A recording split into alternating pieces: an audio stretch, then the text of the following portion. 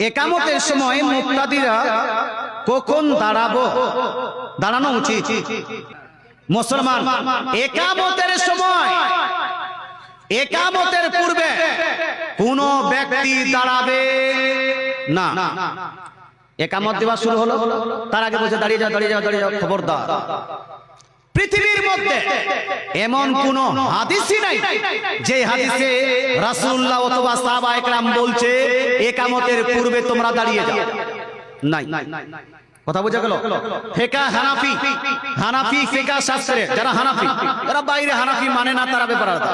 ফিকহ শাস্ত্রে, হানাফি ফিকহ শাস্ত্রে যতগুলো কিতাব, কোন কিতাবে একামতের পূর্বে দাঁড়ানোকে প্রাধান্য দেওয়া হয়নি। কথা বোঝা গেল? এবার হাদিসটা শুনুন, হাদিসটাতে কি লেখা আছে? রাসূলুল্লাহ বলছেন, এই হাদিসটি বুখারী, মুসলিম, তিরমিজি, নাসাঈ, আবু দাউদ, ইবনে মাজাহ সব জায়গায় লিপিবদ্ধ আছে। মুসনাদ আহমদের মধ্যে লিপিবদ্ধ আছে, তাবরানী শরীফের মধ্যে লিপিবদ্ধ আছে, বাইহাকী শরীফের মধ্যে লিপিবদ্ধ আছে, মাজমাউজ যাওয়াইদের মধ্যে লিপিবদ্ধ আছে, সহিহ সনদে বর্ণিত হয়েছে। যে হাদিসের মধ্যে রাসূলুল্লাহ বলছেন, ক্বালা রাসূলুল্লাহ সাল্লাল্লাহু তাআলা আলাইহি ওয়াসাল্লাম ইদা উকিমাতিস সালাহ, রাসূলুল্লাহ বলছেন ইদা, যখন উকিমাতিস সালাত, নামাজের জন্য ইকামত দেওয়া হবে, এই নামাজের জন্য ইকামত দেওয়া হবে, সালাতের জন্য ইকামত দেওয়া হবে, ফালা তাকুমু, তো তোমরা কেউ দাঁড়াবে না। জোরে বলে সুবহানাল্লাহ। কি করবে জি?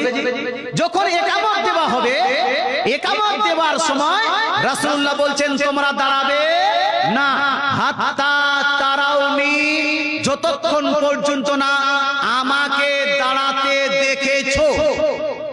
মুসলমান, এই হাদিস থেকে সুস্পষ্ট বোঝা যায় রাসূলুল্লাহ সাল্লাল্লাহু তাআলা সাল্লাম ইকামতের পূর্বে যারা দাঁড়িয়ে যায় তাদেরকেও নিষেধ করেছেন। ইকামতের শুরুতে যারা দাঁড়িয়ে যায় তাদেরকেও নিষেধ করেছেন, খবরদার হশিয়া, ইকামতের পূর্বে কেউ দাঁড়াবে না, ইকামতের শুরুতে কেউ দাঁড়াবে না।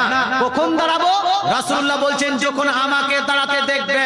এই বিষয়ে ইমাম আপনার মুহাম্মদ রাহমাতুল্লাহি আলাইহি, ইমাম আবু হানিফার ছাত্র, তিনি হাদিস নকল করেছেন যে রাসূলুল্লাহ সাল্লাল্লাহু আলাইহি ওয়াসাল্লাম